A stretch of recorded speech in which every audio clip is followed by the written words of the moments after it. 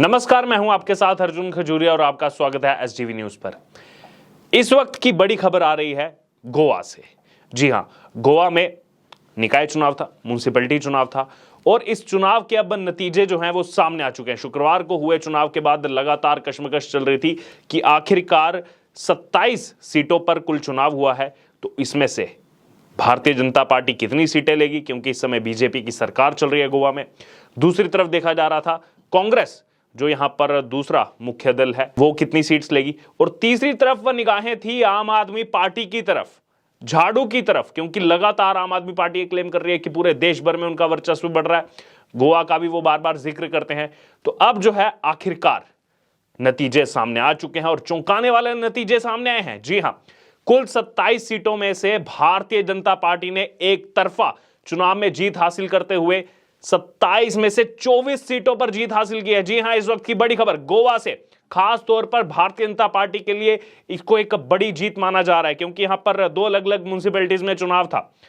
27 में से 24 बीजेपी, 2 कांग्रेस, 2 पर सिमट गई कांग्रेस पार्टी, 1 इंडिपेंडेंट और सबसे बड़ा झटका आम आदमी पार्टी को एक भी सीट गोवा से नहीं मिली है। बार बार क्लेम किया जा रहा था कि गोवा में हमारा वर्चस्व बढ़ रहा है, हमारे विधायक बन रहे हैं, हमारा वोट शेयर बढ़ रहा है, लेकिन यहां पर 27 सीटों पर हुए चुनाव में एक भी सीट आम आदमी पार्टी के खाते में नहीं गई है। तो यहां पर अरविंद केजरीवाल और आम आदमी पार्टी जो तमाम यहां पर बातें कर रही थी कि हमारा जो है देश भर में वर्चस्व बढ़ रहा है, हमारी लोकप्रियता बढ़ रही है, हमारी बढ़ती लोकप्रियता से बीजेपी डर गई है, बुखलाहट आ गई है बीजेपी में। लेकिन इसी बीच गोवा से जो ये रिजल्ट सामने है, जो ये नतीजे सामने है, इन्होंने दिखा दिया है कि गोवा की जनता ने खासतौर पर इस म्युनिसिपैलिटी चुनाव में किस तरीके से भारतीय जनता पार्टी कमल के निशान पर जो है अपना भरोसा जताया है। और कांग्रेस के लिए बड़ा झटका, क्योंकि दूर दूर तक कांग्रेस कहीं दिखाई नहीं दे रही। 27 में से 24 पर अगर बीजेपी ने जीत प्राप्त की है, तो कांग्रेस का आप मार्जिन देखिए, डबल डिजिट में भी कांग्रेस पार्टी नहीं आ पाई है। केवल 2 सीटें यहां पर मिल रही हैं कांग्रेस पार्टी को इस नतीजे के बाद। यहां पर 2 अलग अलग म्युनिसिपैलिटीज थी, एक संकलिम म्युनिसिपैलिटी थी और दूसरी पोंडा। पोंडा की अगर बात की जाए तो वहां पर बीजेपी ने रिटेन किया है उसको। पहले भी भारतीय जनता पार्टी काबिज थी वहां पर। 2018 के जो चुनाव के नतीजे आए थे उसमें बीजेपी को वहां से अच्छी खासी लीड मिली थी, और अब दोबारा से बीजेपी ने रिटेन किया, और इस बार ऐसा रिटेन किया है कि वहां पर 15 सीटें हैं, 15 में से 13 पर बीजेपी को जीत प्राप्त हुई है, 1 सीट पर कांग्रेस पार्टी को जीत प्राप्त हुई है और 1 सीट पर इंडिपेंडेंट कैंडिडेट जीत करके आए हैं। वहीं दूसरी तरफ अगर देखा जाए तो संकलिम जो म्युनिसिपैलिटी है वहां पर बीजेपी, और यहां पर लंबे समय के बाद जो है बीजेपी ने वहां पर जीत हासिल किया है, क्योंकि आपको बता दें पिछले 1 दशक से वहां पर अपोजिशन का कब्जा था, उनका वर्चस्व था, उनका वोट शेयर ज्यादा था, उनकी सीटें ज्यादा आती थी। बीजेपी जो है वहां से काफी कम सीटें लेकर के आती थी, लेकिन इस बार एक तरफा हो गया मुकाबला यहां पर, क्योंकि बीजेपी ने 12 में से 11 सीटों पर जीत प्राप्त की है संकलिम म्युनिसिपैलिटी में, और 1 सीट जो है वो कांग्रेस को मिली है। बड़ी बात यह है कि ये वही म्युनिसिपैलिटी है जहां से आते हैं गोवा के मुख्यमंत्री प्रमोद सावंत। उसके अलावा अगर बात करें यहां पर जो कैंडिडेट जीते हैं, एक यहां पर बहुत ही दिलचस्प आपको हम बता दें जो नतीजा सामने है, वो है बीजेपी की कैंडिडेट रश्मि देसाई का। रश्मि देसाई जो है वो भारतीय जनता पार्टी की ओर से प्रत्याशी थी।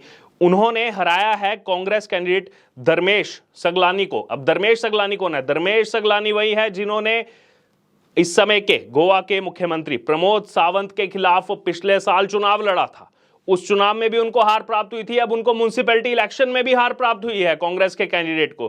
तो यहां पर बड़ी खबर कांग्रेस के लिए, जो लगातार कह रही है कि हमारा जो है भारत जोड़ो यात्रा से इतना ज्यादा जो है प्रेम हमको लोगों की तरफ से मिल रहा है, अब जो है पूरे देश में बदलाव होगा, लोग जो है केवल कांग्रेस पार्टी को अब चाह रहे हैं। तो कहीं ना कहीं ये जो नतीजे सामने आए हैं गोवा से कम गोवा से यहां पर लोगों ने अपना मूड जो है आने वाले लोकसभा चुनाव के लिए बता दिया है, क्योंकि बेशक ये निकाय चुनाव था, म्युनिसिपैलिटी का चुनाव था, लेकिन गोवा क्षेत्र की अगर बात करें तो गोवा जो है एक छोटा सा राज्य है। तो यहां से इस चुनाव से कहीं ना कहीं लोगों का वो मूड समझ में आ रहा है, क्योंकि इसमें जो है एंटी इनकम्बेंसी फैक्टर की बात की जा रही थी। अगर बात करें तो कहा जा रहा था कि बीजेपी के खिलाफ वोट किया जाए, लगातार पार्टियां जुटी हुई थी। दिल्ली से आम आदमी पार्टी जो है उन्होंने बहुत प्रयास किया कि सेंध लगाई जाए इस बार म्युनिसिपैलिटी इलेक्शन में, गोवा के म्युनिसिपैलिटी इलेक्शन में, लेकिन उसमें वो कामयाब नहीं हुए हैं। अगर बात की जाए यहां पर पोंडा में, टोटल 43 कैंडिडेट थे, 43 जो है यहाँ पर प्रत्याशी मैदान में थे। सैंक्लिम की बात की जाए तो 31 प्रत्याशी वहाँ पर मैदान में थे।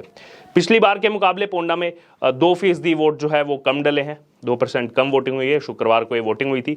वहीं सैंक्लिम की अगर बात करें तो वहाँ पर 2.5% ज़्यादा वोटिंग हुई है, और यहाँ पर इस बार बीजेपी को बढ़ चढ़ कर लोगों ने वोटिंग की है। यहाँ पर जो नतीजे सामने आ रहे हैं, इसके साथ ही साथ जो साइलेंट वोटर है, साइलेंट वोटर की अहम भूमिका इस चुनाव में बताई जा रही थी कि साइलेंट वोटर जिसकी भी तरफ होगा ये चुनाव जो है उसी की तरफ मुड़ जाएगा। और ऐसा जो नतीजा सामने आया है, इससे कहीं ना कहीं ये दिख रहा है। उत्तर प्रदेश विधानसभा चुनाव में भी यही ट्रेंड देखने को मिला था कि कैसे साइलेंट वोटर जो है उसका झुकाव भारतीय जनता पार्टी की तरफ था, और गोवा के विधानसभा चुनाव में भी यही देखा गया था।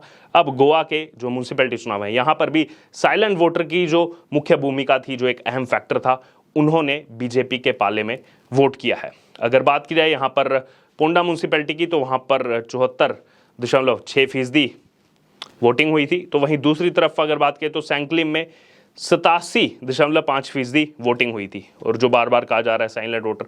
और इसी बीच रिएक्शन भी लोगों का सामने आ रहा है। यहाँ पर एक ठाकुर मोहित सिंह नेगी हैं, ट्विटर यूजर, वो यहाँ पर लिख रहे हैं कि शीश महल वाले भैया की पार्टी नहीं लड़ रही थी क्या? तो इनको बता दें कि पार्टी तो चुनाव लड़ रही थी, ये दरअसल तंज कसा जा रहा है। शीश महल वाले भैया बताने की जरूरत नहीं है किसके लिए कहा जा रहा है, आम आदमी पार्टी के लिए कहा जा रहा है। क्यों? क्योंकि साथ में उत्तर प्रदेश निकाय चुनाव को लेकर के सरगर्मियां तेज हैं। उत्तर प्रदेश निकाय चुनाव में जो है लगातार आम आदमी पार्टी अपनी कैंपेनिंग कर रही है। संजय सिंह वहां पर लगे हुए हैं। 2 दिन पहले अगर बात करें तो अपने चुनावी कैंपेन में बड़े बड़े दावे जो हैं यहाँ पर आम आदमी पार्टी ने किए हैं। संजय सिंह ने बीजेपी को तो पूंजीपतियों के इशारों पर नाचने वाली बंदरिया तक यहाँ पर कह दिया उस चुनाव में। तो कहीं ना कहीं यहाँ पर मूड जो है वो समझना होगा। अगर बात की जाए तो उत्तर प्रदेश निकाय चुनाव का नतीजा भी कुछ ही दिनों में सामने आ जाएगा। पहले चरण का चुनाव हो चुका है, दूसरे चरण का चुनाव अभी बाकी है। लेकिन इस बीच गोवा से भारतीय जनता पार्टी के लिए एक बड़ी खबर, और यहाँ पर सदानंद शेठ तानावड़े जो भारतीय जनता पार्टी गोवा के अध्यक्ष हैं, वो यहाँ पर सभी जो प्रत्याशी जीत करके आए हैं उनको बधाई दे रहे हैं, और साथ में डेडिकेटेड जो कार्यकर्ताज हैं उनको जो है इस जीत का श्रेय दे रहे हैं कि जो उन्होंने यहाँ पर मेहनत की, जो उनका हार्डवर्क था, उससे जो है यहाँ पर जीत प्राप्त हुई है। चाहे पोंडा म्यूनिसिपल काउंसिल इलेक्शन हो या फिर सैंक्लिम म्यूनिसिपल काउंसिल इलेक्शन हो। और उसके अलावा जो है यहाँ पर अच्छे भविष्य की बात कर रहे हैं सदानंद शेठ तानावड़े, और साथ में यहाँ पर जो है जो एफर्ट्स डाले गए कार्यकर्ताओं की तरफ से उनको जो है पूरा श्रेय दिया जा रहा है। इतना ही नहीं, यहाँ पर सभी जो कार्यकर्ता हैं उनके साथ साथ जो जीत करके प्रत्याशी चुनाव में आए हैं उनको बार बार जो है यहाँ पर बधाई दी जा रही है। और सैंक्लिम, जिसको संखाली के नाम से भी जाना जाता है, वहाँ पे भी जो ये एफर्ट सामने आए हैं, क्योंकि पहली बार ऐसा हुआ है कि बीजेपी जो है वहाँ से इतनी लैंडस्लाइड एक तरफा जो है 12 में से 11 सीटों पर जीत प्राप्त करके सामने आई है।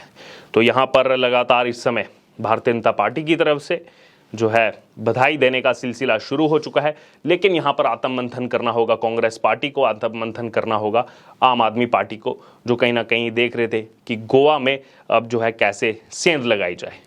लेकिन आपका क्या कहना है, आपकी क्या राय है? जो ये रिजल्ट सामने है, टोटल 27 सीटें थी दोनों म्यूनिसिपैलिटीज में, 27 में से 24 पर बीजेपी को जीत प्राप्त होती है, 2 पर कांग्रेस को, जो कह रही थी भारत जोड़ो यात्रा से हमारा जो है वर्चस्व इतना ज़्यादा बढ़ चुका है, अब लोग जो है बदलाव चाहते हैं, 2024 में हम जो है बदलाव लेकर के आएंगे। उनको मिली हैं 27 में से 2 सीटें, 1 सीट इंडिपेंडेंट को, और आम आदमी पार्टी 0। इस पर आपकी जो भी राय हो आप ज़रूर हमारे साथ कमेंट बॉक्स में शेयर करें, और इससे जुड़े तमाम अपडेट के लिए बने रहे हमारे साथ। धन्यवाद।